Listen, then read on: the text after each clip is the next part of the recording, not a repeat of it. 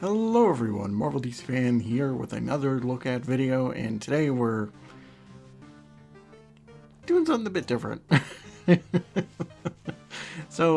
got ourselves a Flash game from the legendary website that is Newgrounds. I didn't think I'd get to Flash games, but especially since you can't really play many Flash games anymore, which is kind of sad, but on a more positive note, today we're going to be playing, or I'm going to be talking about the Room tribute game. So this is based on the movie, obviously by Tommy Wiseau and a whole smattering of people.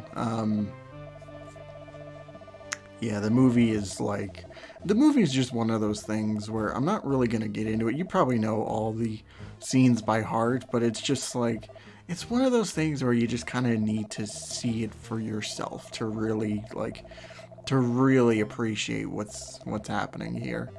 Um, yeah, so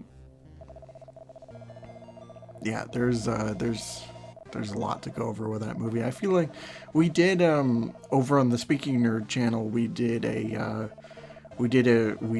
or more accurately, the guys did a video on The Room. I wasn't there for that. And I feel like at some point or another, we're probably going to do a commentary track on it, whenever we get to doing more of those anyway. But yeah, so the Room tribute game. This was something I discovered not on Newgrounds, but on it was thanks to Matt McMuscles and Wooly when they were still doing their best friends content, or when they were still together. Another sad note, but they did a playthrough of this game, and I watched the whole thing, and I'm like, you know what? I kind of want to try it for myself.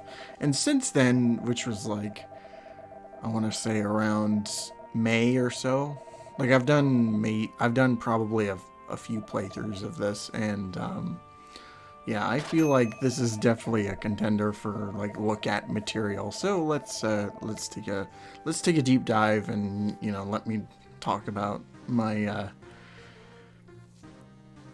experience with this masterpiece.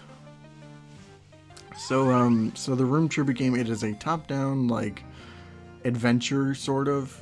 Basically, the first thing is that it's click to move. So whatever you click on the screen, Tommy, or as his character in the movie's name, Johnny, will go to, and you're just clicking around, going through environments. You can interact with many things throughout the world in like different shops and kind of thing. There is a world here, and it is a very interesting one, to say the least. Like you got your place of business, which is the bank that you work at. You got like the flower shop. You got a place where you buy like the red dress for your girlfriend, and a whole smattering of other places you can go to. And the whole game basically follows the entirety of the movie, the whole plot, all from it's all from Johnny's point of view, so it doesn't really cut away to other characters or whatnot. You're just focusing on Johnny's day-to-day routine, and usually it's just like go to work and that kind of thing. And there are it does explain, like it goes through the plot of the movie, and it does try to fill in some gaps that you wouldn't necessarily think about, like the whole thing behind him being accused of hitting Lisa, and they do these things throughout which are just like fun callbacks to the movie, and also just like things that just make no sense really. So but it is interesting seeing the kind of made up scenarios, and also just like other like events that they tie into. Like one of my favorite things is that one of the other characters, oh god, I forget his name. You can read his journal. Denny, that's his name. You can read Denny's journal for each day, and it gets progressively stranger and stranger as he's like, trying to like he's pining over Lisa without her, giving him much recognition besides just being a friend. So, yeah, you see this really weird, like, just grotesque, like, fucking diary entries. And they're fun to read, but they're also just like, they makes your skin crawl. So yeah, you're going through the campaign. There's a side activity where you're collecting different types of spoons in the environment. They're all just like hidden in the background. And there's multiple types. There's like a fire spoon, there's a rock spoon, there's a wood spoon for like the trees and stuff. The reason you're collecting these spoons is to get the best, like to get the full ending. So you get a bonus scene once you collect all the spoons, and it is kind of worth going after. Like it's a weird what the fuck situation, but it is kind of fun going after all these spoons and that kind of thing. So, what else? There's also like different gameplay types like you'll experience throughout. Like there's a really fun one that happens a couple times where it's just kind of like a turn-based RPG, like a battle system, which is kind of neat. Like when you go into the park with oh god, I forget the characters' names. I don't know why I'm forgetting them, but there's a running sequence where you gotta press you gotta click the mouse or hit the space bar to jump over logs and stuff, and there's like one part where you're tossing the football between you guys, and you gotta like hit a prompt to like catch that, and there's a whole smattering of stuff to look out for. There are 6 of these like wish I didn't see that moments, and basically what happens is that you'll go into a room, you'll see something that is just so off the wall and just weird, like Lisa's mom and in like your best friend's hot tub and stuff, or like Danny pissing into a bucket, or like in his tiny little apartment closet.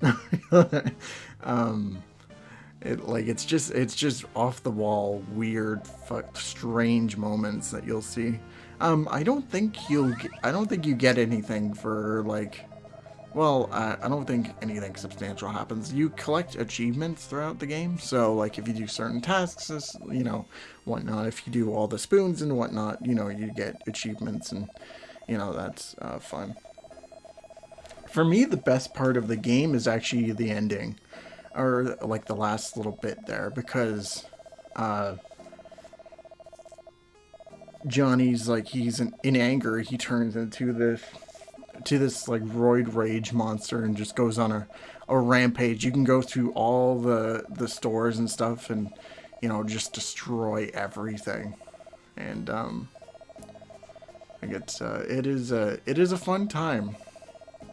It's not a very long game. It'll only take you like maybe like if you're collecting all the spoons and stuff, you might go through it in like hour and a half, 2 hours max. Like like I said, it's not very long at all, but it is like if you're a fan of the room, if you've seen the room before, this is definitely like worth playing at some point, just for like the novelty. And yeah, you can play it on New Gods' website. You don't have to pay anything, and I'm surprised that the game still works.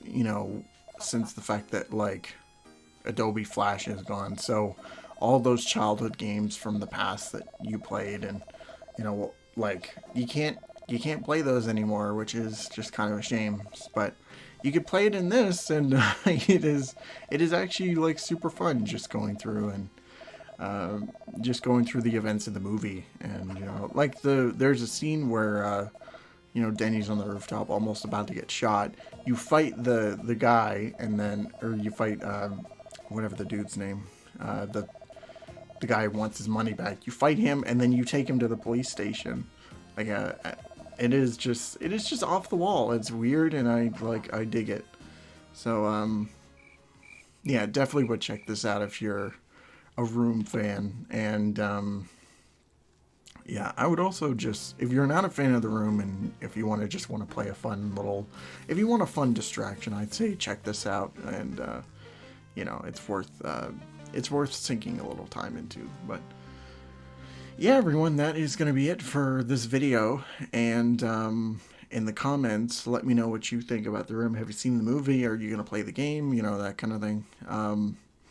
I will catch you guys with whatever video I decide to put out next. I haven't done a story time in so long, so maybe we'll do maybe we'll do that in the future. We'll see. But anyway, have a great night. Thank you all so much for watching, and take care of yourselves. See ya.